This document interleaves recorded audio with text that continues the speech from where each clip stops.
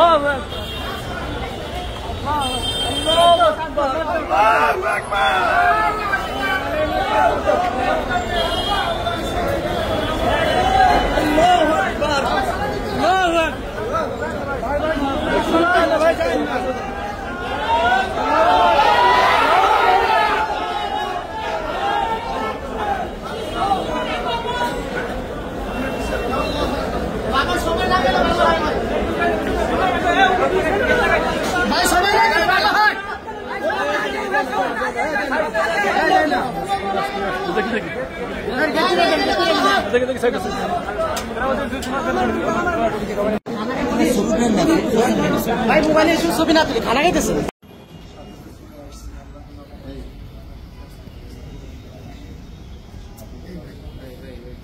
ছবি কেউ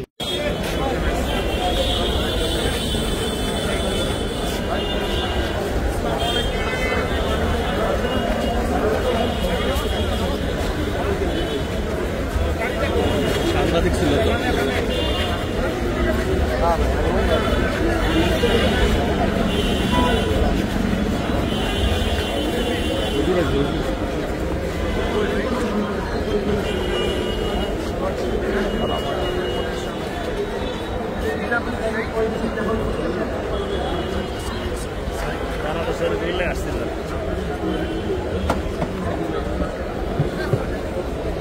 অবশ্যই বিচার হওয়া দরকার এবং আমি সবাইকে অনুরোধ করব, প্রশাসনকে অনুরোধ করব যেন উত্তপ্ত পরিবেশ সৃষ্টি হওয়ার আগেই এটা তদন্তের ভিত্তিতে আসামিদেরকে গ্রেফতার করা হোক এবং বিচারের আওতায় আনা হোক।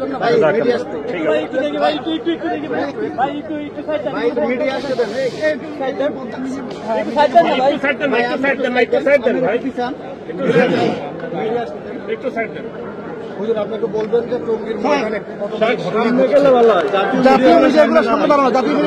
জাতীয় মিডিয়া আমি মনে করি এটা সাবাইদের কাজ, যেরকম জঙ্গে জামালের মধ্যে সাবাইরা উভয় গ্রুপের মধ্যে আক্রমণ করেছিল।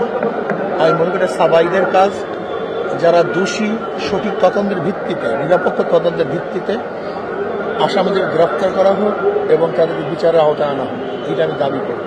এবং আমি চাই যে সরকার ভূমিকা রেখে এই উভয়ের মধ্যে সমাধানের যে পদ্ধতি আছে সেই পদ্ধতি অ্যাপ্লাই করার মধ্যে সুস্থ তদন্তের ভিত্তিতে সবাইকে সুন্দর একটা জীবনযাপন করার এবং দিনে দাওয়াত দেওয়ার একটা ব্যবস্থা করা। দেশবাসীর মধ্যে কিন্তু আমরা সবাই জানি যে তাবলীগ তারা দাওয়াতি কাজ করে, ইসলাম প্রচারের ভূমিকা রাখে। তো সেক্ষেত্রে এরকম একটা ঘটনা এটা যে মুসলিম সমাজের জন্য, দেশবাসীর জন্য কোনো খারাপ বার্তা দিচ্ছে কিনা? আমি তো আগেই বলছি এটা সাবাইদের কাজ। যেরকম জঙ্গে জামালে উভয় পক্ষ ঘুমিয়েছিল, সাবাইরা রাত্রে উভয় পক্ষের উপর আক্রমণ করেছে। আমি মনে করি এটাও সাবাইদেরই কাজ, এটা ইসলামের দুশ্মনরা এই কাজটা করেছে। এক্ষেত্রে করণীয় কি? করণীয় এটা সুস্থ তদন্তের ভিত্তিতে যারা দোষী তাদেরকে গ্রেফতার করতে হবে, বিচারের আওতায় আনতে হবে এবং সমাধান করতে হবে। দুই পক্ষের জন্য আপনার কোনো বার্তা আছে কিনা? উভয় পক্ষকে সহনশীল হতে হবে এবং আমি মনে করি মারামারির মধ্যে সমাধান না, বরং আপোসের মধ্যে বৈঠক করে সমাধানের চেষ্টা করবে। যার যদি ত্রুটি আছে হক্কানি ওলামাই কেরাম যে নির্দেশনা করবেন সেই নির্দেশ অনুযায়ী যদি চলতে পারি তাহলে এটা সমাধানের ব্যবস্থা আমাদের কোনো সমাধান হবে। আচ্ছা, এই ঘটনার যে বিষয়গুলো যদি আপনি কি কি জেনেছেন এই তথ্য? এখন তো আর খুব বেশি তথ্য জানার মতো এখন পরিবেশ ভালো না, এখানে সবাই মর্মাহত দুঃখিত এবং সবাই খুবই মর্মাহত এবং নির্মম মর্মাহত অবস্থায় আছে। এই অবস্থা আসলে ক্রিয়া তদন্ত করা সম্ভব হয় না।